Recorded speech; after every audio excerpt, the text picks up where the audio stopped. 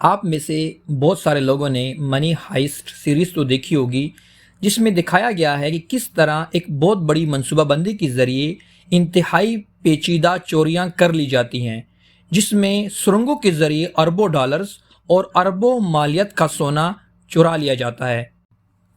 کیا ہو اگر میں آپ کو بتاؤں کہ حقیقت میں بھی ایک ایسی ہی ڈکیتی کی گئی جو کہ منی ہائسٹ سیریز سے بھی زیادہ انوکھی ہے، جس میں اربوں ڈالرز لوٹ لیے گئے، لیکن نہ کسی کو یرغمال بنایا گیا، نہ کسی کو گولی ماری گئی، نہ کسی کو نقصان پہنچایا گیا، اور نہ ہی کسی کو کانوں کان خبر ہوئی۔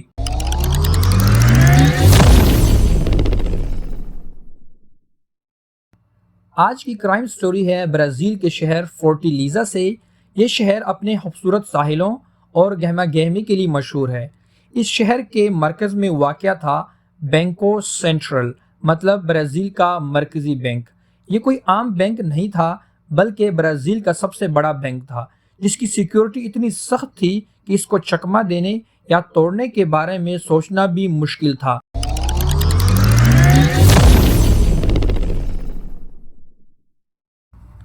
لیکن کہتے ہیں نا کہ جہاں عام آدمی کی سوچ ختم ہوتی ہے، وہیں سے جرائم پیشہ افراد کی سوچ شروع ہوتی ہے۔ چوروں کے ایک گروہ نے اس بینک کو لوٹنے کے لیے 2005 میں ایک منصوبہ بندی کی۔ اس منصوبہ بندی کے تحت انہوں نے بینک سے کچھ فاصلے پہ ایک مکان کرائے پر لیا۔ شک سے بچنے کے لیے انہوں نے اپنے گھر کے باہر مصنوعی گھاس بیچنے والی کمپنی کا ایک بورڈ لگایا اور اس گھر سے بینک کی طرف سرنگ کھودنا شروع کی۔ مٹی اٹھانے ٹرک آتے اور مٹی اٹھا کر لے جاتے، لیکن چونکہ لوگوں کو یہ لگتا تھا کہ یہ مصنوعی گھاس بیچنے والی کمپنی ہے، لہذا ٹرکوں کا مٹی اٹھانا ان کے لیے معمول کی بات تھی۔ ان کا منصوبہ یہ تھا کہ گھر سے لے کر بینک کے وولٹ تک ایک سرنگ کھودی جائے۔ آپ میں سے اگر کسی کو وولٹ کے بارے میں نہیں پتا، تو وولٹ بینک میں اس کمرے کو کہتے ہیں جہاں نقدی اور قیمتی اشیاء جیسا کہ سونا، ہیرے اور جواہرات رکھے جاتے ہیں۔ سننے میں یہ کام جتنا آسان لگتا ہے، حقیقت میں یہ کام اتنا ہی مشکل ہے۔ انہوں نے 3 ماہ مسلسل سرنگ کھودی اور سرنگ کی لمبائی 78 میٹر اور اس کی گہرائی 4 میٹر تھی۔ سرنگ کھودنے کے ساتھ ساتھ وہ اسے لکڑی اور پلاسٹک سے مضبوط بھی کرتے جا رہے تھے، اور ساتھ ساتھ اس میں روشنی اور ہوا کا بھی بندوبست کر رہے تھے۔ اور اس کام کے لیے انہوں نے کسی بھی مشین کا استعمال نہیں کیا، بلکہ ہاتھ سے بنے ہوئے اوزاروں کا استعمال کیا تاکہ شور پیدا نہ ہو اور کسی کو خبر بھی نہ ہو۔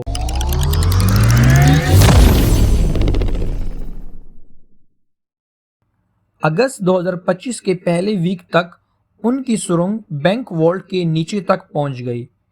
چونکہ کسی کے وہم و گمان میں بھی یہ نہ تھا کہ وولٹ کے نیچے سے آ کر بھی کوئی چوری کر سکتا ہے، لہذا ساری کی ساری سیکیورٹی وولٹ کی دیواروں اور چھت پہ تھی۔ چوری کرنے کے لیے انہوں نے ہفتے کے دن کا انتخاب کیا، کیونکہ اس دن بینک بند ہوتا ہے اور سیکیورٹی بھی ڈھیلی ہوتی ہے۔ انہوں نے وولٹ کے نیچے سے سوراخ کیا اور 160 ملین برازیلین ریال، جو کہ تقریباً اس وقت 70 ملین امریکی ڈالر بنتے تھے، جس کا وزن تقریباً 3 ٹن تھا، اسے سرنگ کے ذریعے اپنے گھر تک منتقل کیا اور وہاں سے رفو چکر ہو گئے۔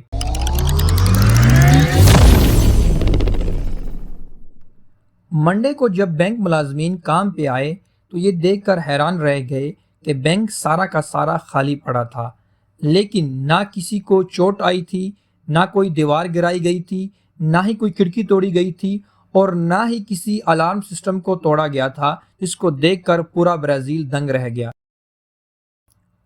پورے برازیل میں ایک ہنگامہ برپا ہو گیا۔ پولیس نے انویسٹیگیشن شروع کی اور کڑی محنت کے بعد ڈکیتی میں براہ راست ملوث 25 میں سے 8 افراد کو گرفتار کر لیا۔ بعد میں منی لانڈرنگ اور دوسرے طریقوں سے اس چوری میں ملوث مزید 125 افراد پر فرد جرم عائد کی۔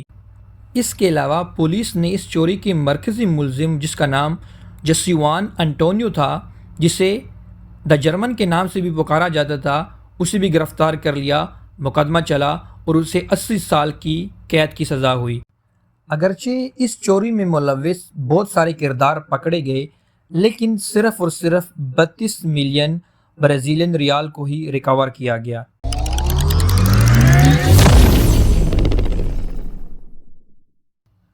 بعد میں اس چوری کے پیسے نے بہت سارے گینگز کو آپس میں لڑوا دیا اور انہوں نے ایک دوسرے کو اغوا، زخمی اور قتل تک کیا۔